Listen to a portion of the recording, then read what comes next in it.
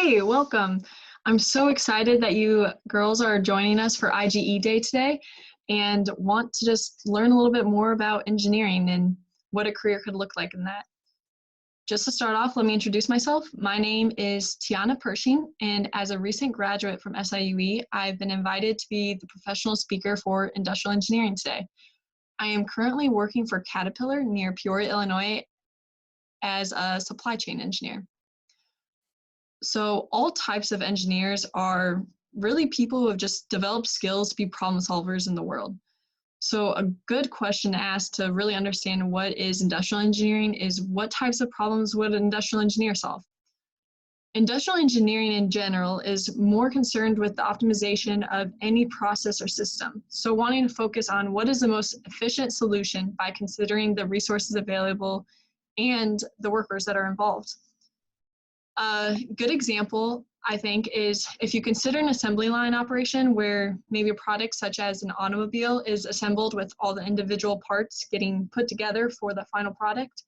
A mechanical engineer might be one who works on designing or improving the specific parts, maybe like the engine.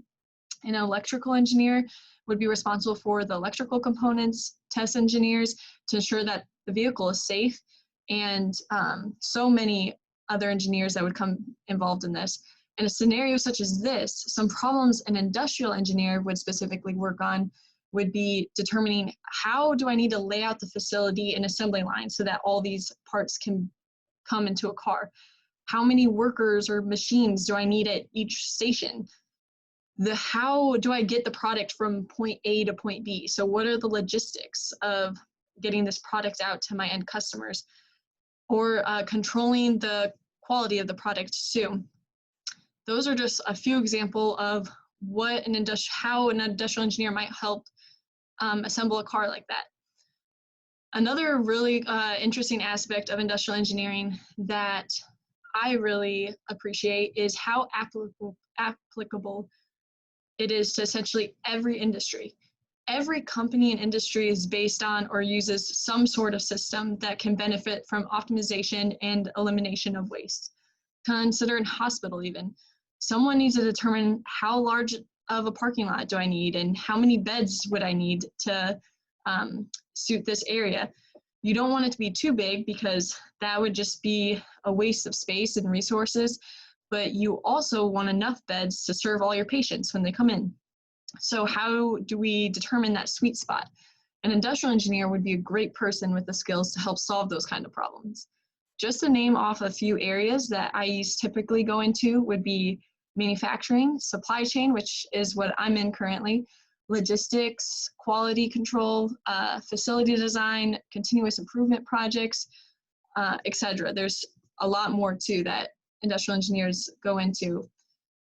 Something that you may not have realized is that each and every one of you have actually already used some of the same critical thinking skills that industrial engineers use to make processes more efficient.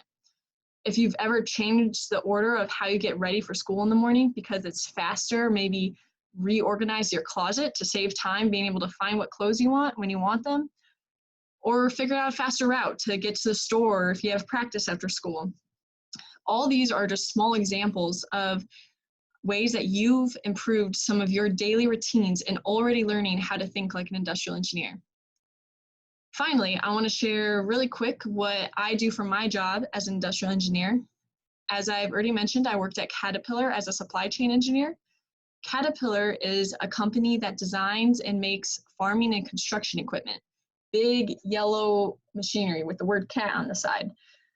Just to clarify for everyone, supply chain refers to the system of people, activities, information, resources, really anything that's involved in supplying a product or service to the final customer.